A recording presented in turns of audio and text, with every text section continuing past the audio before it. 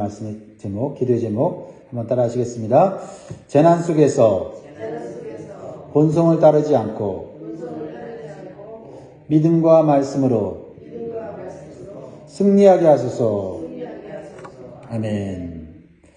여러분, 재난이나 위기 속에서 그 사람의 본성이 나타납니다. 보통 평상시에는 넉넉한 사람도 또 잘 섬기던 사람도 이런 재난의 위기 속에 들어가면 본성이 드러나서 자기 자신이 살기 위한 이기심과 욕심으로 나타날 수가 있습니다. 이게 보통 사람의 모습이에요. 그런데 반대로 오히려 재난 속에서 자기 자신보다 다른 사람을 살리기 위한 희생정신이 나오는 사람이 있어요. 그게 재난 속에서 영웅이 탄생하고 리더가 탄생하는 순간이죠. 그리고 그 공동체를 그 재난의 위기로부터 구원하는 일을 하게 되는 것입니다. 이런 사람이 그가 속한 공동체를 살리고 공동체의 진정한 리더가 누구인지를 보여주는 것이죠. 오늘 본문에 보면 지중해 상에서 로마로 가는 배가 유라굴로라는 광풍을 맞아서 배가 파손되고 그 배 안에 있는 276명의 사람들이 죽음의 위기를 맞이합니다. 그런데 그 죽음의 위기에서 그 공동체를 살리는 사람은 누구입니까? 평상시에 리더로 섬기던 사람들이 아니었다는 거예요. 백부장이 아니었다는 겁니다. 전문가라고 자처하던 선장과 선주가 아니었다는 겁니다. 평상시에 권세가 있고 재력을 자랑하는 사람들도 위기 속에서는 자기의 이기심을 따라 행했다는 거죠. 그런데 죄수로 그 배에 타고 있었던 믿음의 사람 사도 바울이 리더로 섬기는 것을 보게 돼요. 상황이 평온할 때는 그는 인정받지 못했어요. 사람들이 바울의 말을 듣지 않았습니다. 죄수니까요. 그래서 예상치 못한 광풍을 맞이하게 된 것입니다. 그런데 바울은 자신에게 주신 하나님의 말씀과 약속을 믿었어요. 사도행전 27장 24절에 보면 바울아 두려워하지 말라. 네가 가이사 앞에 서야 하겠고 또 하나님께서 너와 함께 항해하는 자를 다 내게 주셨다 하였으니. 재난 속에서 하나님의 말씀을 믿는 자가 그 재난을 통과할 수 있습니다. 그래서 바울은 상황을 보지 않고 믿음으로 말씀을 붙잡고 배에 있는 모든 사람들을 자기 목숨처럼 여기고 구원하는 일을 해요. 그래서 리더가 아니었던 사람이 재난 속에서 진정한 리더로서 세상의 빛이 되었습니다. 이것이 재난 속에서 이기심의 본성을 뛰어넘을 수 있는 성도의 모습이에요. 그렇습니다. 오늘 우리는 도전받아야 합니다. 예수 그리스도의 십자가의 정신으로 무장된 성도는 위기 때에 본성을 뛰어넘는 희생과 섬김을 보여주는 성도인 것입니다. 바울이 탄 아드라무테노 배는 감당할 수 없는 광풍에 거의 파손되고 모든 사람들이 죽을 위기에 처하게 되죠. 그래서 그 배가 밀려서 한 섬에 걸리게 돼요. 작은 섬이에요. 그 섬에 간신히 그 배가 도착합니다. 그 섬의 이름은 멜리데였어요. 자, 1절 2절 읽어볼까요? 어떤 섬인가? 어떤 상황인가? 시작. 우리가 구조된 후에 안즉 그 섬은 멜리데라 하더라. 비가 오고 날이 참해 원주민들이 우리에게 특별한 동정을 하여 불을 피워 우리를 다 영접하더라. 참 어려운 상황이죠. 비참한 상황이죠. 배를 타고 로마로 가서 장사해서 돈 많이 벌려고 했던 사람들, 광풍 때문에 모든 짐들, 팔려고 한 좋은 상품들 다 바다에 던졌죠. 이제 목숨도 겨우 유지하고 있는 상황이에요. 그래서 멜리데 섬에 간신히 도착했지만 비가 오고 있고요. 날씨가 차서 이미 지치고 기진맥진한 상황이에요. 몸을 꼼짝달싹할 수 없을 정도로 지금 힘든 상황 아닙니까? 그래도 다행히 그 섬 원주민들이 특별한 동정으로 불을 피워줬어요. 그 불 하나가 지금 이 사람들의 생명을 지금 지켜주고 있는 상황이죠. 하지만 그런 상황에서 누구 하나 나서서 서로 돌봐주는 사람이 없었어요.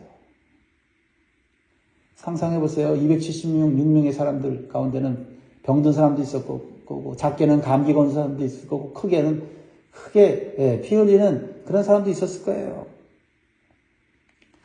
이때 본성을 뛰어넘어 섬기는 사람이 나왔다는 거예요. 그것도 나이가 많은, 그리고 그럴 의무나 책임이 없는 바울이 자기 몸도 힘든데, 괴로운데 다른 사람들이 얼어 죽지 않도록 섬기는 모습을 보여줍니다. 불이 꺼지지 않도록 나뭇가지를 줍고 가져와서 불을 살리는 수고를 해요. 누가 그 상황에서 몸을 움직이고 싶습니까? 그렇죠? 따뜻한 불에 의지해서 자기 몸을 녹이고 자기 살 길을 생각하는 게 인간의 본성 아니에요? 그런데 그 상황에서 리더도 아니고 책임자도 아닌데 그 추운 겨울에 나뭇가지들을 주워다가 계속해서 불을 피우죠. 3절에 바울이 나무 한 묶음을 거두어 불에 넣으니, 이거 쉬운 거 아닙니다. 평상시에는 남한테 인정받고 또 존경받으라고 남을 섬길 수 있어요. 쉬워요. 어렵지 않습니다. 그런데 다 힘들어요. 다 고통스러워요. 다 죽게 생겼어요. 나 혼자 몸 지금 추스르기도 어려운 상황에서 다른 사람을 위해서 나뭇가지 가져다가 불을 피우는 거 쉬운 거 아닙니다. 왜 이렇게까지 합니까? 그 안에 이기심의 본성을 뛰어넘도록 훈련된 십자가의 복음이 있기 때문에 그래요. 예수 그리스도의 희생과 그 사랑을 이미 깨달았기 때문이죠. 죽기까지 왜 나를 위해 죽으셔야 했나? 이해가 되지 않습니다. 그런 예수 그리스도의 사랑을 경험했기 때문에 위기 상황 가운데 본성을 뛰어넘는 섬김이 나오는 거죠. 복음으로 무장된 믿음의 사람입니다. 두 번째로 복음으로 무장된 믿음의 사람은 어떤 사람입니까? 섬김으로 오는 상처와 시험을 뛰어넘는 성도예요. 바울은 자기 몸도 추스르기 어려운 상황에서 주변 사람들을 섬깁니다. 그러다가 독이 있는 뱀에게 물리게 돼요. 섬기다가 고통당한 겁니다. 3절 보세요. 바울이 나무 한 묶음을 거두어 불에 넣으니 뜨거움으로 말미암아 독사가 나와 그 손을 물고 있는지라. 바울이 지금 무슨 잘못했습니까? 바울은 지금 섬기고 있어요. 자기 혼자 몸 추스르기도 어려운데 다른 사람을 섬기는데 오히려 해를 당하고 있어요. 죽을 수도 있는 상처를 얻은 거예요. 이것이 의미하는 영적인 교훈을 기억해야 합니다. 우리가 성도로서 선한 동기를 가지고 교회에서 세상에서 봉사를 합니다. 그러다가 뱀인 마귀의 공격에 상처를 받고 시험을 받을 수 있다는 겁니다.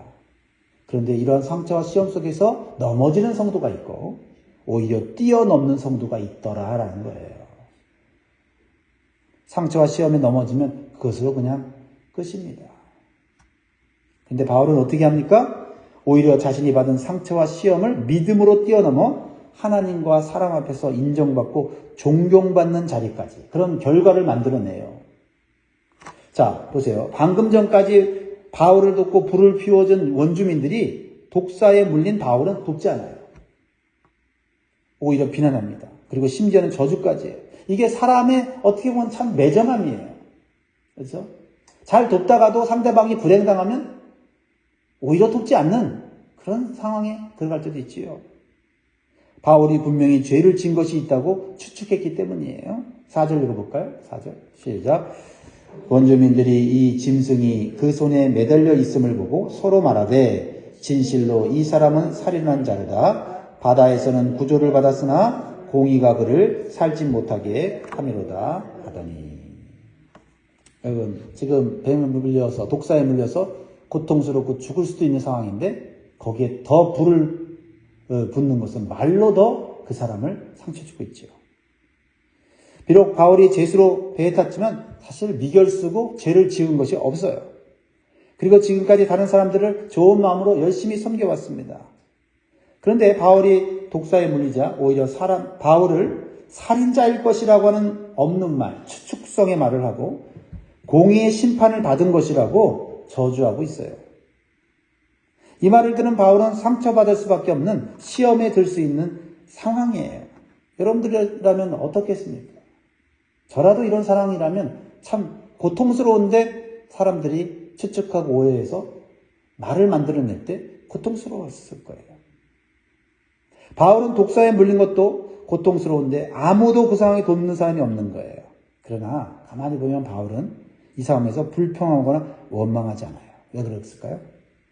수시로 변하는 인간의 마음이 어떤 것인지를 이미 알고 있었어요. 사람에 대한 기대가 없어요. 오직 하나님에 대한 기대만 있는 거죠. 이 상황에서는 하나님만이 이 문제 해결할 수 있다. 이 상처, 이 시험 이길 수 있게 하신다는 거죠. 그래서 그는 위기와 상처받는 순간에 묵묵히 아무 말도 하지 않고 독사에 물린 채로 있어요. 하나님만을 바라보고 있는 거죠. 기도하고 있는 거죠. 하나님께서 주신 말씀을 기억하며 묵상하고 있는 모습이죠. 그렇죠? 매달리고 있어요, 독사가. 마가복음 16장 17절에서 18절의 말씀이면 믿는 자에게는 이런 표적이 따르니 곧 그들이 내 이름으로 귀신을 쫓아내며 새 방언을 말하며 뱀을 집어올리며 무슨 독을 마실지라도 해를 받지 아니하며 병든 사람에게 손을 얹은 즉 나으리라 하시더라. 바울이 상처받는 시험받는 상황에서 사람의 말에 집중한 것이 아니라 주님이 주신 말씀을 묵상하고 있었다는 거죠. 그래서 바울은요, 사람들의 말에 상처받을 수 있으나 아무렇지 않게 그 독사를 불 속에 던져버려요.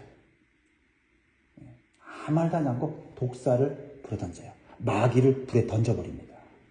5절, 바울이 그 짐승을 불에 떨어버림에 조금도 상함이 없더라. 이 말씀 묵상할 필요가 있죠. 사람들의 말에도 상처가 없고 마귀의 시험에도 상처가 없어요. 어떻게 이렇게 될 수 있을까? 예수님께서 자기를 시험하러 온 뱀인 마귀와 싸워 어떻게 이기셨어요?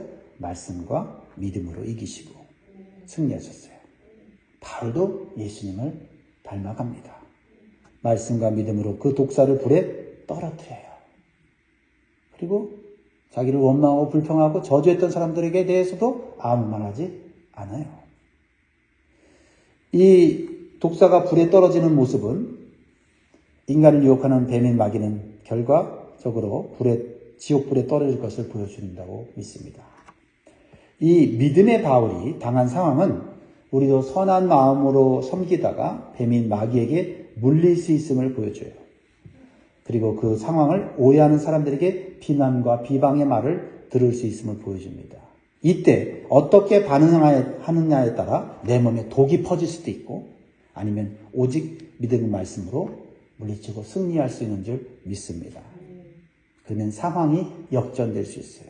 어떻게 상황이 역전됩니까? 독사에 물린 바울이 이제 죽을 것이라고 예상했던 사람들은 바울이 오히려 아무렇지도 않게 독사를 불에 던지자 바울을 신이라고 하면서 존경하기 시작해요. 저주했던 사람들이 바뀌어요. 사람의 마음은 그렇게 변덕스러운 거예요. 6절 봅시다. 그들은 그가 붙든지 혹은 갑자기 쓰러져 죽을 줄로 기다렸다가 오래 기다려도 그에게 아무 이상이 없음을 보고 돌이켜 생각하여 말하되 그를 신이라 하더라. 사람들이 불행당하면 온갖 추측의 말을 해서 그 사람을 더 죽이죠. 그런데 그런 말씀 속에서도 묵묵히 말씀을 묵상하면서 믿음으로 견디고 있으면 상황이 역전돼요. 바울은 믿음과 말씀으로 상처와 위기를 잘 극복했습니다. 그리고 사람들에게 크게 인정받아요. 하지만 그는 결코 교만하거나 자만하지 않았어요. 오히려 그 기회를 이용하여 더욱 하나님의 사명을 감당합니다.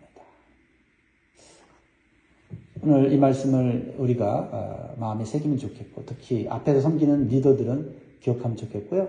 이번 수련을 준비하면서 많은 사람들은 은혜 받으러 가지만 또 일부의 사람들은 섬기러 갑니다. 섬기러 갔는데 또 시험 받고 상처받을 수 있는 상황이 될 수도 있죠. 오늘 말씀 기억하면 좋겠어요. 남들은 은혜 받고 또 서비스를 받는데 서비스를 주고 밤새 잠 못 자면서 성도들의 모습을 지켜보고 보호하고 섬겨야 되는 리더들, 하나님의 말씀과 믿음으로 잘 준비하고 승리할 수 있기를 주의 이름으로 축복합니다. 복음으로 무장된 성도는 어떤 상황에서도 복음을 전할 기회를 삼아요. 이게 재난 속에서 참된 리더가 되는 사람이에요. 독사에 물렸지만 죽지 않은 이 바울의 사건이 금세 작은 섬에 퍼졌을 거예요. 그래서 그 섬의 지도자이면서 재력가인 보블리오라는 사람이 바울을 찾아서 극진히 대적을 합니다. 이렇게 시험과 상처를 잘 이기면 놀라운 일들이 벌어집니다.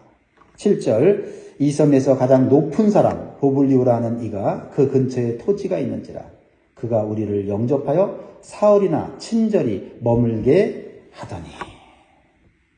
재난 속에서도 하나님의 은혜는 여전히 역사합니다. 그걸 바라봐야 돼요. 바울은 이것을 분명히 보았을 거예요. 그래서 섬기는 거예요. 그래서 사람 보지 않는 거예요. 먼저 원주민들이 난민이 된 사람들을 환영하여 불을 피워줄 때부터 깨달았을 거예요. 여러분, 낯선 사람들이 작은 섬에 막 난민으로 왔는데 환영이 되겠습니까? 먹고 살기도 힘든데 갑자기 난민들이 오면 그거 본성적으로 받아들이기 어려워요. 그런데 하나님의 은혜가 있는 곳에 역사가 일어나는 거예요. 그러니까 그 원주민들이 그 난민들을 다 돌봐주는 거예요. 근데 그들이 다 돌볼 수 있어요? 근데 바울이 이렇게 믿음의 사람으로서의 모습을 보여주니까 재력가인 이 보블리오가 이 사람들을 먹여 살리는 거예요.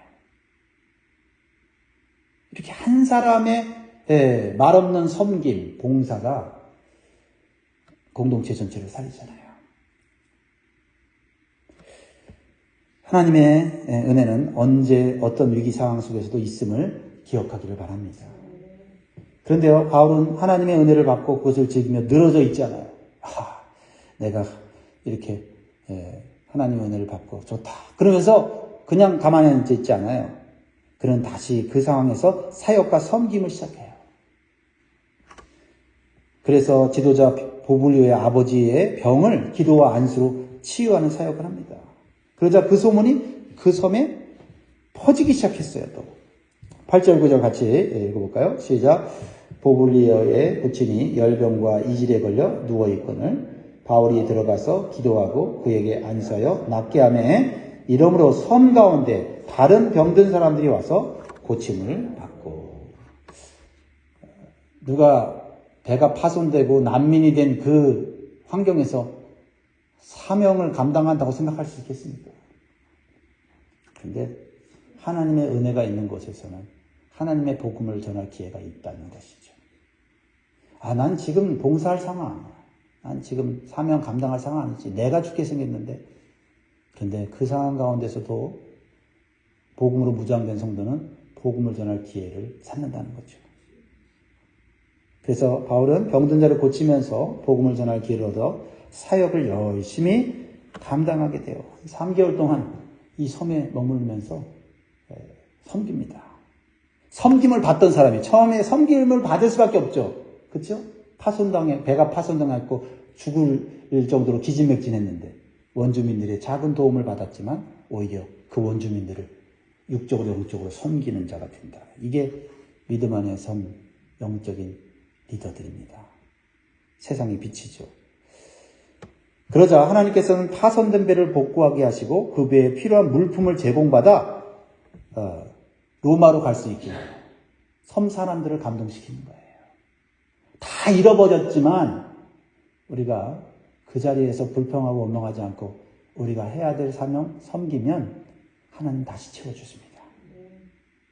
10절 마지막 절 읽고 마무리하겠습니다. 시작. 후한 예로 우리를 대접하고 떠날 때에 우리 쓸 것을 배에 실었더라. 배에 실었더라. 여러분, 배에 있는 거 내가 가진 거 놓치지 않으려고 나누지 않으려고 하다 보면 다 잃어버려요.